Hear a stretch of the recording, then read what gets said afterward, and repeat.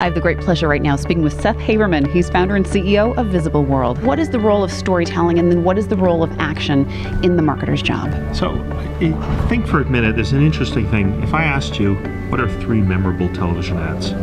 You probably could come up with some, right? Sure. And maybe even magazine ads. So if I asked you, what are 3 memorable internet ads? Can you think of any? Well, I do know Apple did a takeover, I think it was on the New York Times, and then they had their guy climb down a ladder right over the headline, right over the banner. Right. So that was memorable from its graphic point of view. Sure. But not from its substance. No, absolutely. And I think so. I don't think it's an accident. It's not like there aren't creative people who are working in the internet. It's just they're so focused on action, it doesn't allow people to take time to make the connection, because stories can't be interrupted.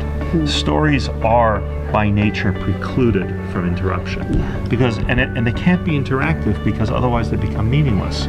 Right? If I have Romeo and Juliet, and I say, like, click here for the tragedy, click here for the comedy, then the whole thing becomes meaningless. Right.